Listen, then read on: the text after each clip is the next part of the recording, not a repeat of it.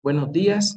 Les damos la más cordial bienvenida a todos nuestros colegas, así como a las diferentes directivas y representantes académicos de las instituciones universitarias coorganizadoras de este Congreso, a nuestro público en general que nos siguen desde diferentes latitudes, también en nuestras redes sociales, a esta primera edición del Congreso Internacional sobre Emociones, Discurso y Argumentación. Para el Instituto de Ciencias Sociales y Humanidades Alfonso Vélez Pliego de la Benemérita Universidad Autónoma de Puebla, el Colegio de Letras Hispánicas de la Universidad Nacional Autónoma de México e instituciones coorganizadoras, es muy grato contar con la presencia de investigadores nacionales e internacionales de amplia trayectoria académica, así como estudiantes y demás público interesado en estos tópicos, los cuales sin lugar a duda contribuirán de forma decisiva en estos 3 días no solo a la calidad del evento, sino al intercambio de argumentos, perspectivas teóricas y nuevos desarrollos en los ejes temáticos que nos convocan. Les agradecemos sinceramente por haber aceptado de manera generosa nuestra invitación y esperamos como anfitriones poder cumplir con sus expectativas. En la mañana de hoy nos acompañan para este acto de inauguración e instalación del Congreso algunos miembros de las directivas institucionales responsables de la organización y universidades coorganizadoras, quien amablemente y generosamente han atendido también a nuestro llamado de cooperar en este esfuerzo académico. A continuación, le cederé la palabra a la doctora Victoria Pérez, quien es la gestora principal de este evento. Adelante, doctora.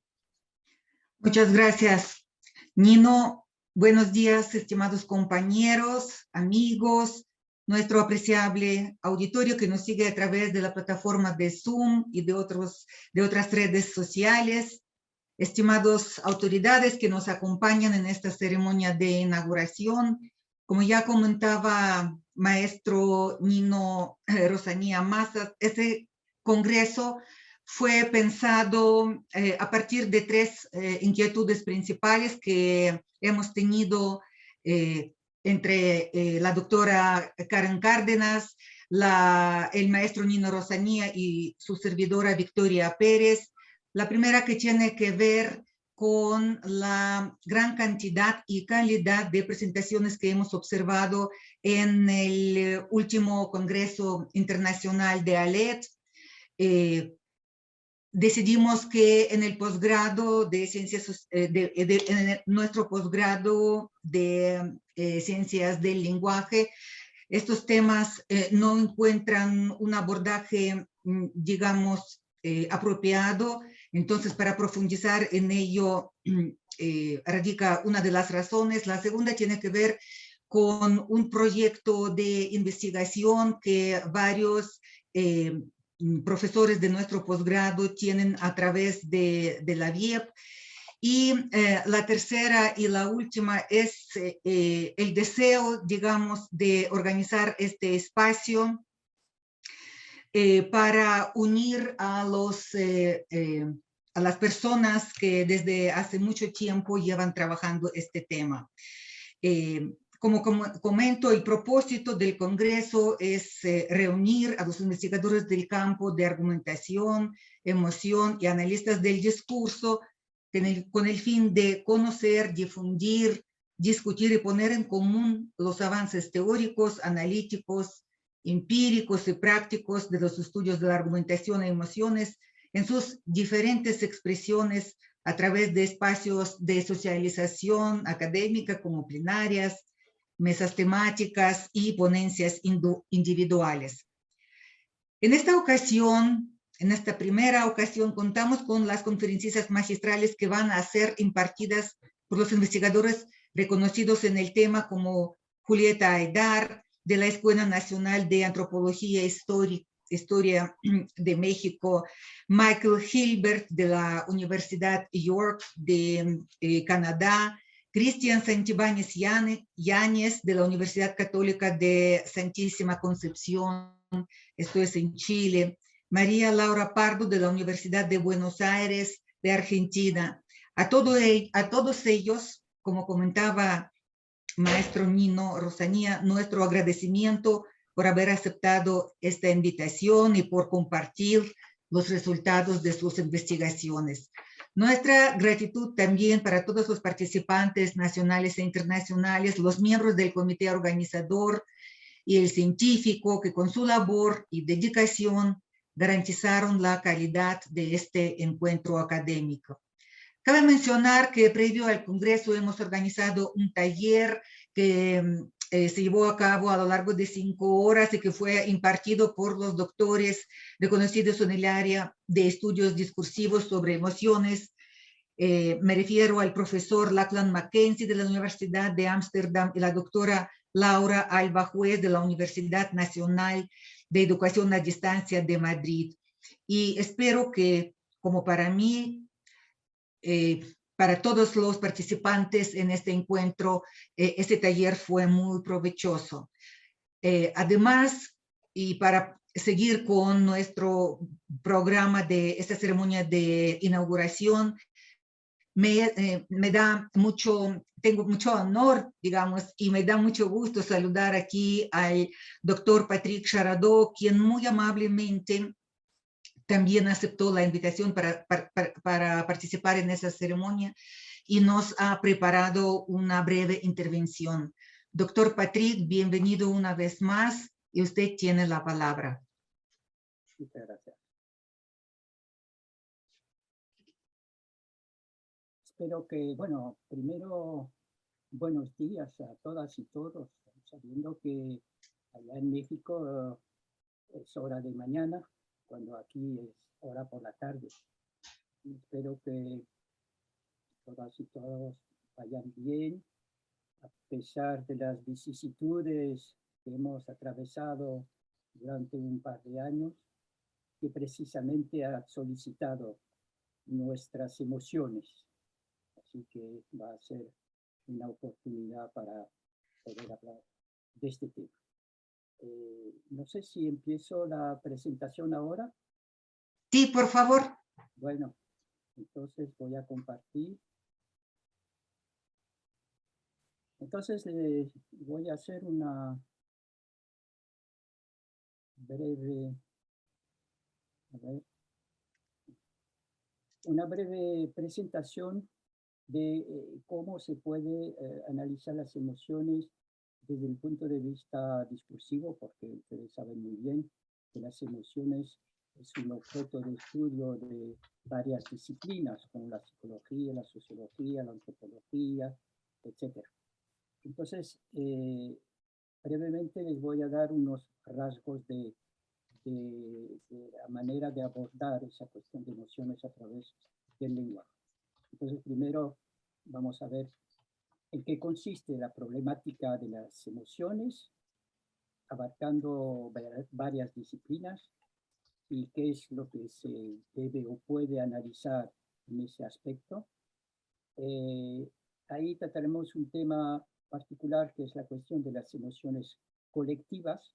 Por lo menos se discute mucho en el campo de la sociología, pero también en el campo del discurso se puede aportar algunas precisiones y ver cuál puede ser el estudio discursivo de las emociones, y si tengo tiempo les daré un ejemplo a través de una de las emociones emblemáticas que se llama el miedo. Entonces, problemática de la emoción. Lo más importante es tomar en cuenta que la emoción es un fenómeno que remite tanto al afecto, a la parte afectiva del individuo, como a la razón. El afecto es un estado cualitativo que remite a todo lo que es de orden de la sensación, lo que se puede llamar los sentidos, y que entonces se trata a través de la subjetividad, dado que es algo en el interior de la psicología del individuo. Pero también es un hecho racional como estado mental, en la medida en que delante de un evento cualquiera o de un objeto cualquiera, se puede tener unas reacciones afectivas, pero esas reacciones afectivas pasan siempre por las representaciones que se tiene del mundo. los comportamientos también de los individuos, ¿no? O sea que todo eso pasa por un saber. Yo lo descubrí hace años, cuando estuve en México, en la parte de Quintana Roo, y que por primera vez de mi vida vi una tarántula. Y a mí me entró un cierto miedo, y me di cuenta de que la gente de allá, por ejemplo, barría con una escoba por delante de su casa, de su choza, ¿no? Sin problemas, sin tener miedo, sin ninguna preocupación por las arañas y las tarántulas. Entonces, ¿por qué? Porque eso pasaba, en mi caso, por una representación que tengo de lo que pueden ser las arañas, etcétera, puesto que no vivo en la comunidad de este tipo de animal, de bicho, mientras que los que viven en comunidad con ellos, entonces, claro, el afecto no va a reaccionar de la misma manera. Entonces, segundo aspecto importante es distinguir en cuanto a las emociones, los sentidos de lo expresado.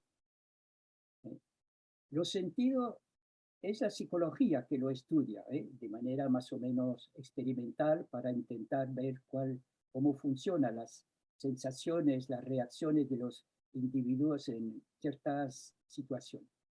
En cambio, lo expresado, primero que hay que tomar en cuenta de que lo expresado no quiere decir que corresponda a los sentidos y que los sentidos muchas veces pueden no poder expresarse. Eso es la gran dificultad para estudiar precisamente ese campo de la emoción. El segundo aspecto entre esa relación entre sentidos y sobre todo lo expresado es volveré a hablar de esto, hacer una especie de recopilación, de tipología incluso de los tópicos de emoción, como son el miedo, las penas, las alegrías, la simpatía, la antipatía, etc. Que también es objeto de otras disciplinas, pero que también por la manera como se expresan pueden tener marcas, ¿no? Que testimonian de que la emoción en cuestión remite más bien al miedo o a la pena o a la alegría o etc. Y luego está la cuestión de las emociones colectivas.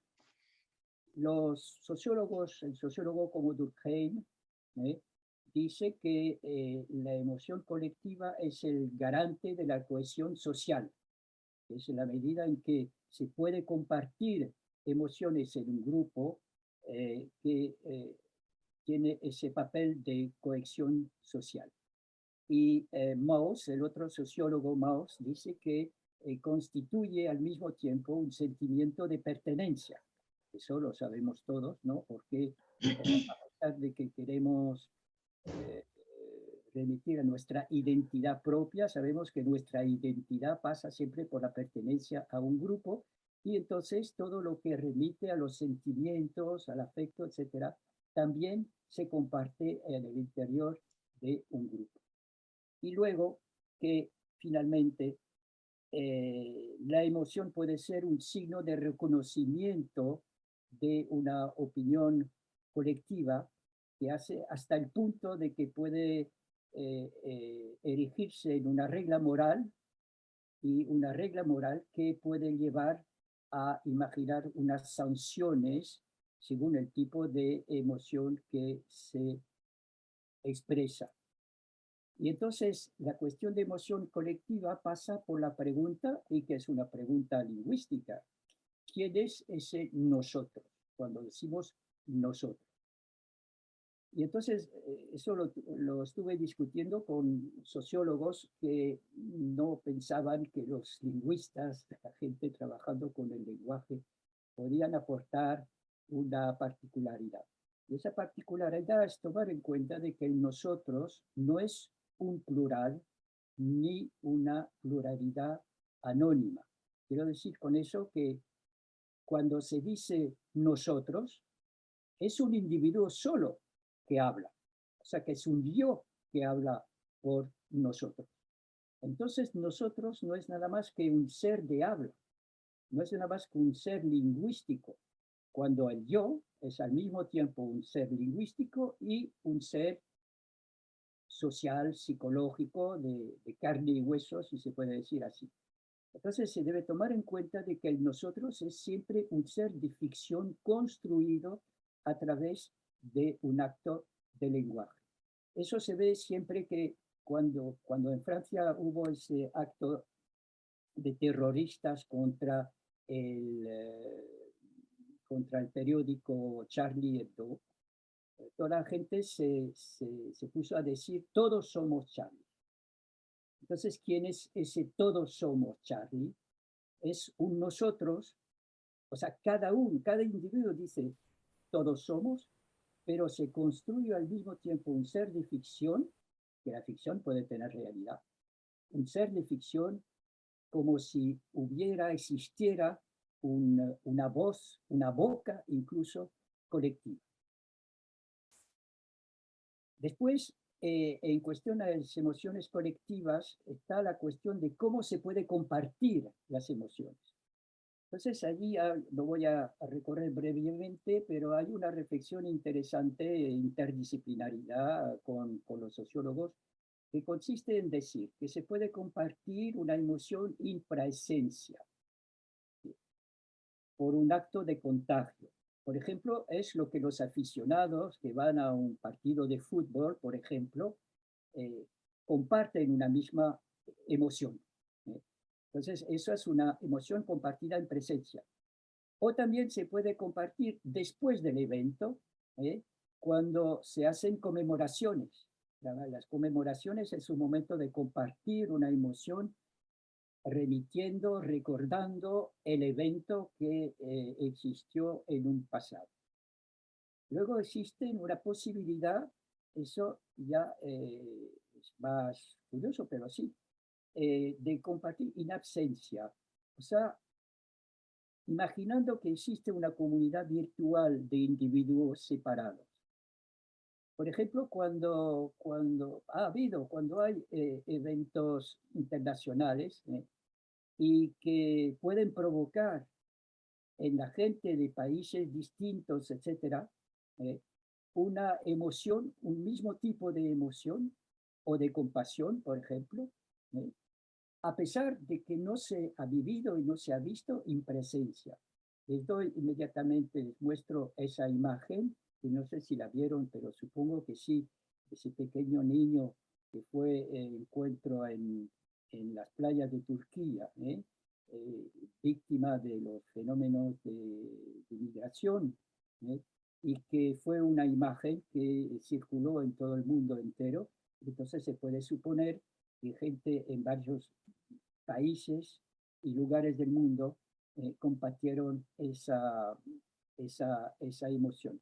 Es lo que un sociólogo llama la emoción diaspórica, o sea, compartida por una comunidad diaspórica de gente que están en lugares distintos y que sin embargo reaccionan de una misma manera. Y luego en relación con eso se puede hablar de una manera de compartir las emociones por interdiscursividad, que es lo que hacen las redes sociales, por ejemplo. Que las redes sociales pueden provocar emociones porque hacen circular en un espacio público, que puede ser un espacio internacional, imágenes, fotografías, videos, etcétera, ¿no? Que provocan un mismo tipo de emoción. Y finalmente, cuando hay lo que se llama una comunidad memorial, siempre que, por ejemplo, en América Latina se puede imaginar que se comparte esa interdiscursividad en cuanto a los movimientos de independencia que fueron fundadores de lo que son los países de América Latina. Y cuando hay guerras, por ejemplo en Europa, con todas las guerras europeas, también hay una especie de comunidad memorial. Entonces, ¿Cómo analizar el discurso emocional? Primero hay que distinguir lo sentido, lo expresado y lo provocado. Lo sentido que remite a la reacción del sujeto. Lo expresado es lo que expresa el sujeto. Y lo provocado es lo que por exposición puede provocar, lo que hacen, por ejemplo, ciertos discursos populistas, o lo que pueden hacer los medios de comunicación cuando ponen en escena dramas de la vida. Entonces, eso es una manera de ver cómo se provoca la emoción y cómo se la expone. Luego que hay que categorizar, como lo decía antes, unas figuras patémicas, que llamo yo de patos, no patémicas, de piedad, de miedo, de alegría, simpatía, antipatía, tristeza, esperanza, compasión, orgullo, etc. Entonces, en el momento que se analiza, se debe ver a qué figura patémica corresponde la emoción, como estrategias discursivas que se emplean para intentar influenciar al otro o a un público. Entonces, desde el punto de vista discursivo, se debe estudiar las emociones primero siempre en situación de comunicación, característica contractual de cada situación de comunicación, haciendo lo que se hace siempre, que sabemos hacer, ¿no? Determinar la identidad de los participantes al acto de comunicación, quién se expresa, quién provoca, quién expone, ver la finalidad del acto de comunicación, si es para ordenar, incitar, solicitar, cuál es el dispositivo de la comunicación en el cual se expresa, ¿no? Estas emociones. Y luego, paralelamente, se debe hacer un estudio de las representaciones sociodiscursivas, lo que les decía antes a propósito de la tarántula, sabiendo que no son las mismas y pueden haber entonces variaciones según el tiempo, las épocas, las emociones no son las mismas según las épocas, en el espacio, ahí está lo de la tarántula, que testimonia de lo que es el ambiente cultural del país en el cual se expresan las emociones. Y no olvidar que hay que distinguir siempre los efectos intencionales, los efectos posibles y los efectos producidos en interacción, que un efecto intencional, no forzosamente, no obligatoriamente produce en el otro el mismo tipo de emoción. Si me permite terminar en 2 o 3 minutos, puesto que he pasado los 15 minutos, quería mostrarles porque es un tópico importante, ¿no? En el campo de las emociones a propósito del miedo. Y ver que hay distintos tipos de miedo. Hay miedos que se llaman miedos que los antropólogos llaman los medios apocalípticos, cuando se producen catástrofes naturales, ¿no? Diluvios, terremotos, etc.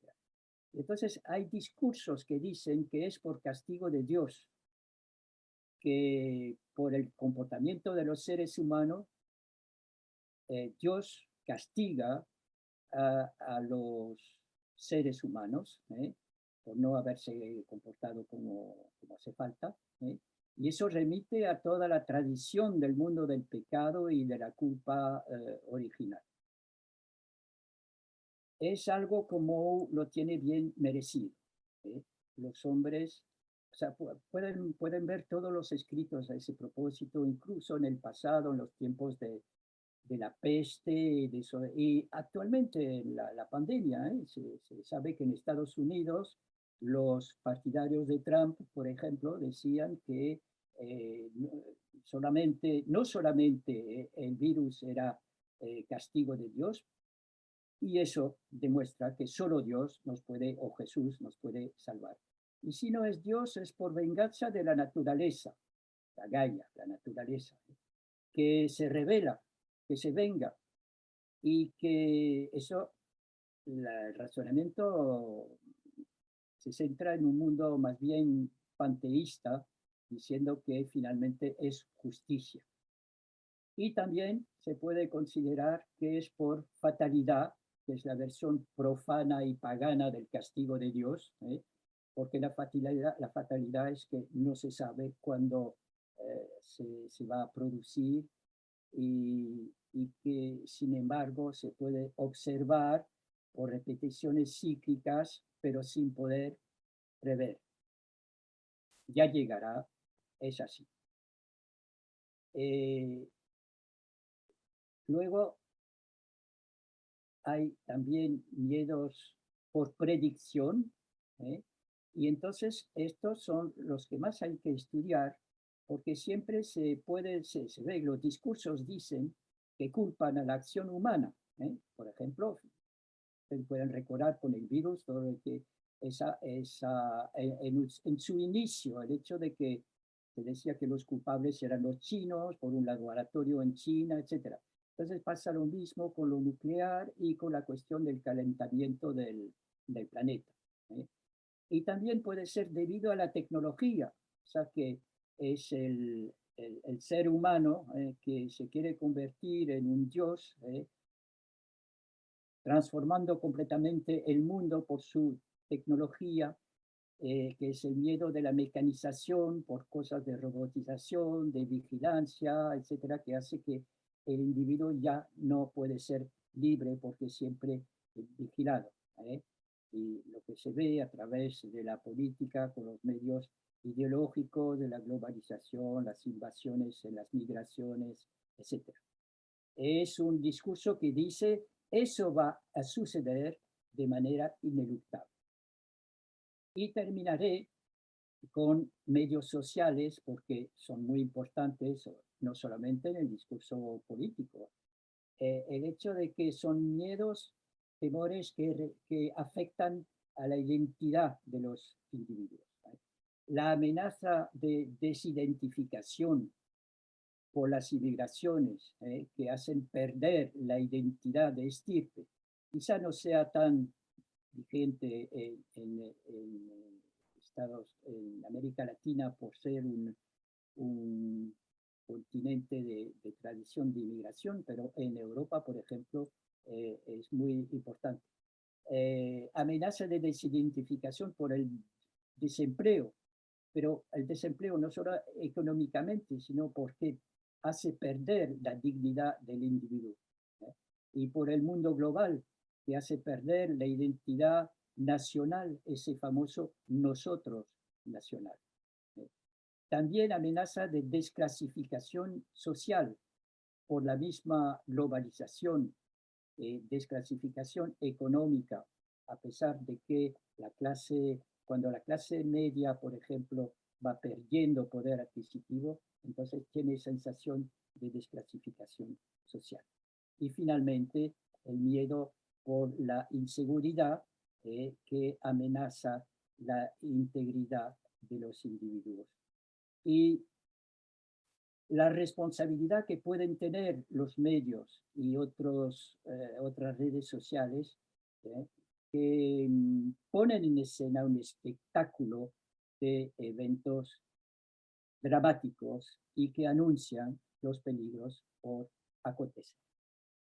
Ya he terminado y eso era para darles unas pistas posibles de análisis del miedo, bueno, del miedo también, pero de las emociones desde el punto de vista del lenguaje a través de nuestros métodos de análisis de discurso. Y muchas gracias. Muchas gracias, doctor Patrick, por su amable presentación y por su generosidad, por compartir también este espacio y tiempo con nosotros. Comprendemos también la diferencia horaria y también de sus ocupaciones. A continuación, le cederemos la palabra a nuestra coordinadora del posgrado en Ciencias del Lenguaje, la doctora Andrea Vázquez. Adelante, doctora. Gracias, maestro Rosanía. Pues para mí es un honor y un privilegio estar en este espacio. Por supuesto, desde el posgrado en Ciencias del Lenguaje del Instituto en Ciencias Sociales y Humanidades de nuestra Benemérita Universidad Autónoma de Puebla, les damos la más cordial de las bienvenidas esperando que los trabajos de este Congreso Internacional sobre Emociones, Discurso y Argumentación sean muy exitosos y desemboquen en reflexiones apasionantes y útiles para cada uno y para cada una de las asistentes. Hace poco, les cuento, intercambiaba ideas con una compañera que siente una especial fascinación por desentrañar y coleccionar palabras. Ella argumentaba, y yo coincidía con ella, que el vocablo sentipensar, más que hablar de un flujo continuo, resaltaba la diferencia. Y lo traigo a cuento porque me parece que la importancia de este encuentro está expresada en cada uno de los trabajos que aquí serán presentados, donde la cuestión del lenguaje, como poseedor y portador de emoción y razón, que ya lo decía el doctor Patrick, permitirá contemplar cómo la sintaxis de una lengua no solo está al servicio de la función lógica o que el afecto no solo se expresa en la entonación o en ciertos elementos léxicos. Mirando el programa de este magnífico evento, se puede observar preocupaciones diversas, desde las redes sociales a la política, de la violencia de género al espacio íntimo del cuerpo, de la violencia en las calles a la violencia ambiental, de la literatura al cine, del tránsito por la noche oscura que ha sido la experiencia global de una pandemia. Y a la vez que estas preocupaciones se desgranan en múltiples temas, en el centro permanece el fundamento emocional como elemento de construcción y aprehensión del conocimiento, de un conocimiento. Tal como nuestra compañera Frida Lara, ahora doctorante en nuestro posgrado, lo expresó en su investigación de maestría, la emoción como un camino efectivo para el conocimiento social. Se debe decir, pues, que la emoción se ha relacionado con lo meramente subjetivo y en el discurso, dicha subjetividad, pues, está expresada a través del afecto directamente, por supuesto, pero también ese afecto, ya lo explicaba también el doctor Charadó, pues está permeado por la institucionalidad y por los acuerdos entre los individuos y entonces, pues ese afecto puede estarse expresando en juicios sobre el comportamiento de los demás, cómo los premiamos o cómo los sancionamos, o por la evaluación de situaciones abstractas, por ejemplo. Todo ello, expresado en el lenguaje, no es menor, por supuesto, así como sus efectos no lo son. Atraer al otro, conmoverlo, convencerlo de experimente o experiencia, si se me permite, el mundo como yo lo hago. Pienso, por ejemplo, en la prensa, en la política, en la publicidad, que tienen fronteras cada vez más difusas, por mencionar solo algunos ámbitos, porque manipulan emotivamente con fines aviesos. Pero también no solo está este panorama oscuro, también pienso en el arte, en las investigaciones transdisciplinares, donde ciencia social, tecnología y arte trabajan de manera conjunta para poder tocarnos, entender al otro, saber que el otro también es yo. Les cuento rápidamente una experiencia que tuve con un grupo que está haciendo una investigación con realidad virtual y el asunto es ponerse unas gafas frente a otra persona y entonces lo que uno ve en sus gafas de realidad virtual es lo que el otro está mirando. Es un experimento maravilloso de ponerte en el otro, de ser el otro de alguna manera. Entonces, bueno, aquí también están las emociones. Me parece que las posibilidades de reflexionar sobre esto son inmensas y que pueden llevar a cosas muy productivas, muy provechosas y muy útiles para todos. El ejercicio de cada uno y de cada una de ustedes en la decodificación de estos elementos que conmueven y detonan la emocionalidad, también dice nuestra compañera Frida Lara, contribuyen, a mi parecer, a la delimitación de los distintos dominios de acción y su posible caracterización a partir de lo emotivo, sus posibilidades y sus caminos. La emoción puesta en el centro, la emoción como sitio de conocimiento, el saber también se construye a través de la emoción. Enhorabuena y mucho, mucho éxito en esta jornada maravillosa que han organizado. Muchas gracias y bienvenidos. Gracias, doctora Andrea Vázquez, por sus palabras. A continuación, nos acompañará el doctor Alan Pérez Baraja, en representación de la Universidad de Colima, quien también nos ha apoyado en la organización de este evento. Maestro Alan Pérez, le damos la más cordial bienvenida y le cedemos la palabra. Muchísimas gracias, Nino. Agradezco muy puntualmente a todas y a todos los aquí presentes. Por supuesto, es un honor estar con ustedes. Agradezco también, o no quiero dejar de agradecer al doctor Patrick Charago, a la doctora Victoria Pérez, a la doctora Andrea Vázquez, responsable del posgrado de la Benemérita Universidad Autónoma de Puebla en el área de Ciencias del Lenguaje. Por supuesto, a la doctora Karen Cárdenas, a todo el comité ejecutivo, organizador y directivo de este singular y majestuoso evento. Me permito llamar majestuoso porque quiero también plasmar mi emoción ante este tópico que nos convoca. Todos y todas, de alguna u otra manera, ya desde el discurso, ya desde las disciplinas conexas, ya desde la interdisciplinariedad o incluso la transdisciplinariedad, abordamos de alguna u otra manera un hecho tan real, tan inminente, tan social y tan humano como parte de nuestra condición, pensando en términos de Derrida, pensando en términos de Heidegger o pensando en términos incluso de los clásicos griegos. La emoción está presente a lo largo de nuestras vidas y es en ella donde acontece el opus de nuestra existencia. En este sentido, agradezco nuevamente de manera muy puntual la oportunidad de colaborar en este proyecto colaborativo, en la organización de este congreso sobre emociones, discurso y argumentación, y sobre todo a nombre de mis colegas, de la doctora Aide Arellano Ceballos y los demás miembros del cuerpo académico que integramos el espacio colaborativo y de investigación, sociedad, cultura y significación en la Universidad de Colima. Agradecemos y les damos también, ¿por qué no?, la bienvenida a este evento. Muchísimas gracias y esperamos que los trabajos que aquí presentemos sean en beneficio de todas, de todos, y que encontremos en ello un espacio común, no solamente en el que converjamos, sino en el que también podamos contribuir en la mejor, mayor o menor medida a un área tan emergente del conocimiento. Muchísimas gracias. Así será. Muchas gracias, doctor Alan Pérez Baraja. A continuación, daremos la palabra a la doctora Karen Cárdenas, en representación de la Universidad Nacional Autónoma de México.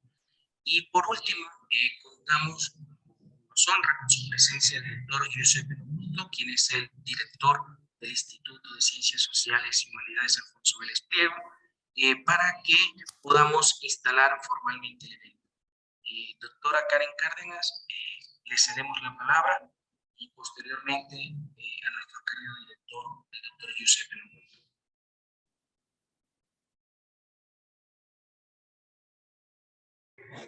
Hola, muy buenos días. Un momentito, creo que se escucha bien. ¿Me escuchan bien? Muy buenos días. Bueno, muchísimas gracias a todo el comité organizador. Es un placer estar con ustedes esta mañana en la ceremonia de inauguración de este Congreso Internacional sobre Emociones, Discurso y Argumentación. Quiero agradecer enormemente la invitación que me han hecho la doctora Victoria Pérez y el profesor Nino Rosanía. En realidad me siento muy honrada de poder colaborar en esta actividad que hoy reúne a distintos colegas de diferentes partes de Latinoamérica y el mundo, y en representación del Colegio de Letras Hispánicas de la Universidad Nacional Autónoma de México. Agradezco nuevamente la invitación y espero que todas las actividades que se vayan a realizar durante estos 3 días podamos discutir y aprender más sobre estos temas que nos convocan el día de hoy, que son las emociones, los discursos y la argumentación. Quiero agradecer también a todas las instituciones colaboradoras, la Universidad de Colima, a la Escuela Nacional de Antropología e Historia, también a la Universidad Autónoma de Nuevo León, a la Universidad de Guadalajara, entre otras instituciones que se sumaron a esta gran iniciativa de la doctora Victoria Pérez y del Instituto de Ciencias Sociales y Humanidades Alfonso Vélez Pliego. De antemano, muchísimas gracias y que sean todos bienvenidos.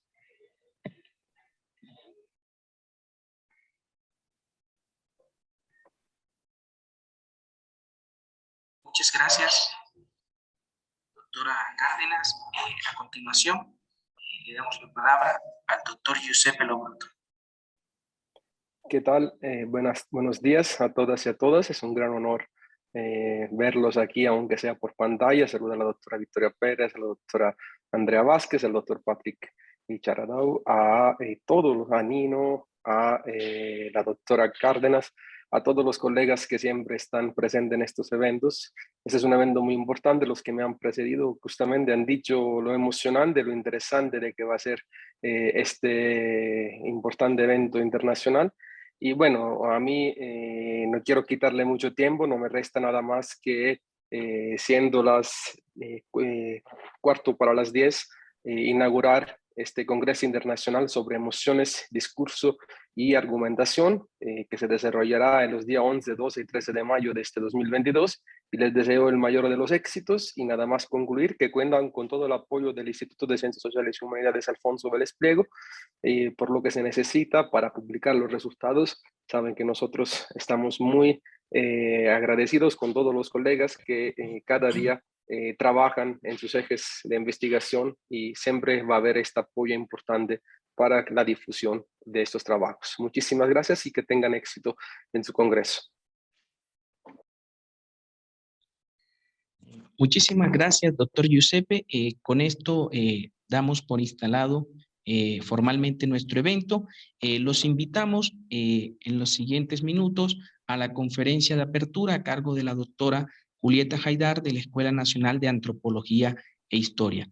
Entonces, muchas gracias a todos por haber aceptado la invitación, por hacer parte de este acto inaugural y en breve iniciaremos con la conferencia de apertura. Muchísimas gracias.